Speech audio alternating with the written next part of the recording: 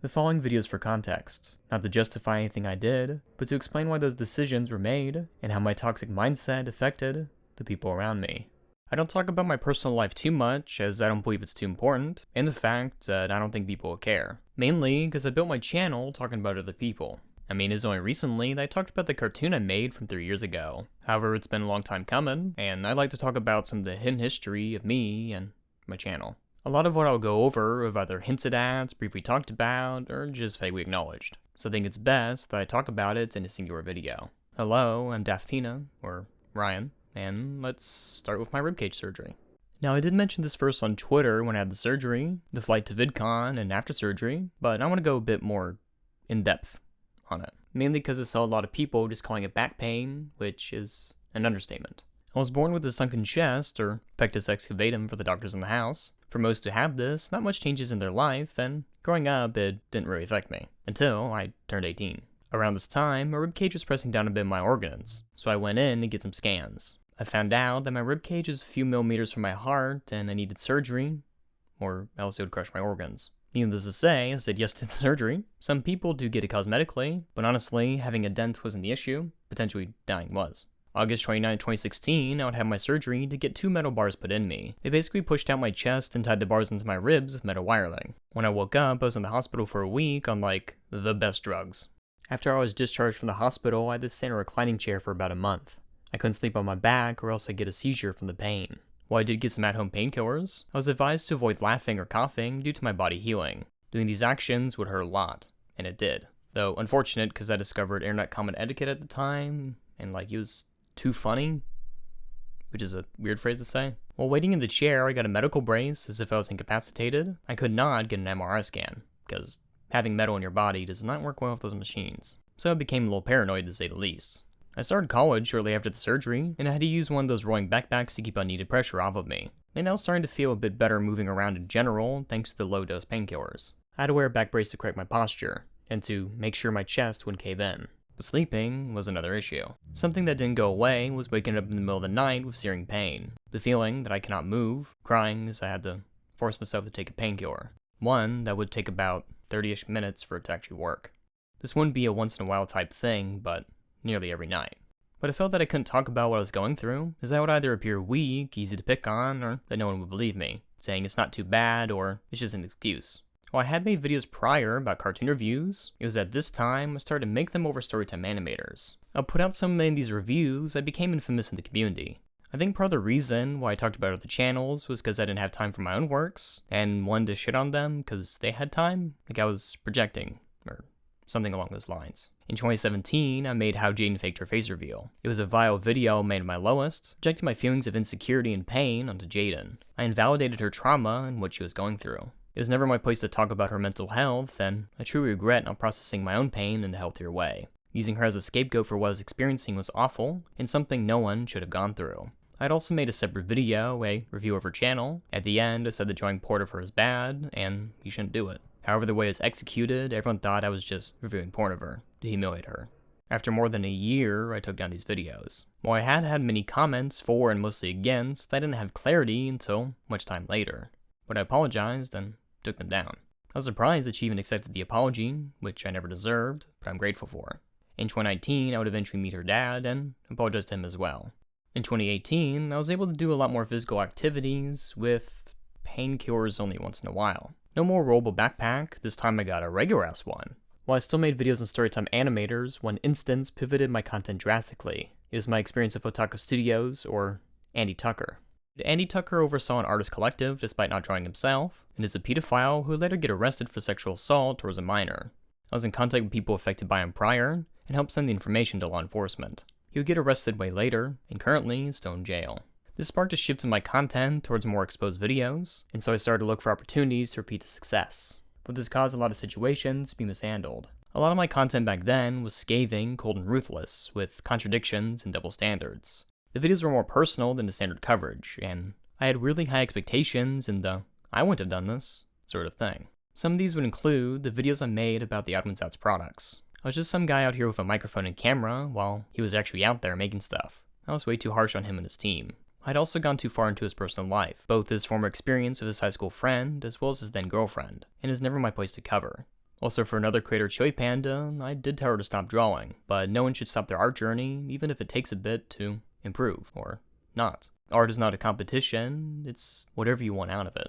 Since then, the video had been taken down, and I was able to apologize to her face to face. I had also made up with Tim Tom, even watching the video I made about him at VidCon 2019 with him. Very nice fella. Though I should clarify that not all my terrible videos were caused by my serious pain, but rather it was a catalyst that pushed me further down to negativity. It was not a healthy way of processing my feelings. It became something I thought was justified the further I dug deeper. I would also make unnecessary personal digs at people that didn't help my videos, but only my ego. This would cause otherwise normal videos to be tainted by my need to add stuff that didn't need to be there. For a lot of my videos, I was very insensitive. I hadn't thought about my demeanor or how things can be looked at from an outside perspective. But with these drama videos, it was not a healthy thing to go through. It did change how I spoke and interacted with other people. Either how some would be afraid to talk with me, or the idea that I cannot fully trust someone, because of my experience in the field, there are a lot of terrible people, including me in a lot of this. On Twitter, November 3rd, 2019, I talked about my ribcage surgery, expressing the fact I'm excited to get them out in 2020. I also optimistically did a brief rundown of what I went through, thinking it was smooth sailing from here. Little did I know that the pain would get worse very quickly. November 30th, 2019, I woke up in the middle of the night and talked to another friend, Quinn. I had met her via the video she made on me. I'm thankful to be friends with her. I hadn't experienced this type of chest pain in a while. That night, it felt like my bars shifted. I got scared. The metal bars were protruding more from my sides, and I got scared. Maybe the bars are coming undone. I felt the pressure in my chest like it will collapse, and breathing started to get hard again. A few days before, I went to get x-rays to see what was going on. Whenever I moved, it would hurt, and I didn't have any powerful painkillers anymore. Thankfully, I was able to talk to my doctor soon after. As it turned out, cartilage was growing over my metal bars. This was causing my ribcage to hurt, and seeping my back to be more painful. Despite the fact I was supposed to get them out the year later, I wanted them out now, and the doctor agreed, as it had been enough time since I got them in. The average time is about 2 to 4 years, but I'm definitely thankful to have got them out when I did. December 12, 2019, I got the surgery, and was waiting in the hospital to recover. My body and throat was sore, the latter due to a tube being down my throat to make sure my lungs wouldn't collapse. It was weird having the metal bars out and in my hands. I kept them to remind me of the pain I had to go through. I still had to wear a back brace once in a while in order to make sure my body was still forming the right way, as during this time, my body was adjusting to no support in the ribcage, as was accustomed to prior. I was even prescribed painkillers once again. I was thankful to get them out as I did, cause literally COVID started to happen. Hospitals were piling up with sick people, so if I was in even worse pain later on, I would have had to wait even longer to get the bars out. Despite having them out, I never truly felt comfortable in my own body. Wearing the back brace made me still feel not whole or normal. This of course mixed with the fact that a lot of people were dying around me due to COVID, so I was pretty much scared to go outside as many people were. I even bought a hair shaver to avoid the barber because one barber gave COVID to like 50 people. This led to a shit ton of terrible haircuts in my videos, the things I had to go through. During this time, I did a mix of expose and interview videos. The latter I enjoyed more. I love talking with artists and exploring their process, letting the audience see a bit behind the scenes, with my favorites being the High Guardian Spice one. While many people shout on the production from the outside, I wanted to know what happened internally. I felt happier just interviewing people. I had gone to therapy, and they tried to help me focus on what was causing my anxieties and sadness. It was my channel, or at the very least, the content that I used to make. Building an audience on negativity, I pursued that, and engulfed myself in this behavior. It was a repeated pattern behavior. This also mixed with the fact that someone I'd known for years turned out to be making fun of me behind the scenes, sharing and leaking things at the expense of me, both DMs and the project I was working on. When this happened, I saw a lot of people say this is normal, and that I was weird for disliking the fact they've been doing this for years, further pointing out that since I'm clearly manipulative, I always get what is deserved to me. Over time, some of the criticism about me started to blur into stalking. One person even made a 300-ish page document about how bad I am. The document was riddled with many ramblings of other creators, and I hope that person is doing okay. People would make videos on me for the things I've said and done, or try to interview me, though I mainly kept to myself, which led to a lot of people saying I was not wanting accountability. Despite that, I'm glad people made videos. Making these drama videos wasn't good on my mind, as waking up to get emails about awful people, or people calling me awful for talking about things, was something I want to get out of. Though realizing what may have caused a lot of my worst behaviors or videos doesn't excuse me from making them, or even the things I said. Even at my lowest, I chose to post and do these things. I'm thankful for the people who stuck around me during this. While I'm thankful to help victims with respective traumas and help bring the stories to light, I'm not the best person to make these videos anymore. I've seen many people dismiss what I've created because of my reputation, causing the victims to not be believed or simply not heard. I wish them the best with their recovery. July 2022, I started to go to the gym, getting out more and feeling less afraid of my body. I don't know if I am fully formed or will fully be okay, but just going every day is what matters. My scars are still on me, physically and mentally.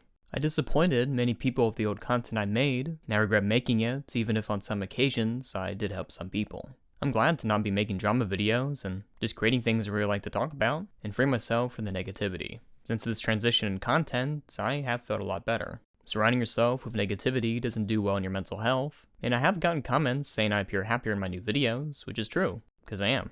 I had stopped making drama content for quite a bit, though it's not as if I can say I wasn't the same person, because I somewhat still am. It is not an overnight process to get better. It will take time.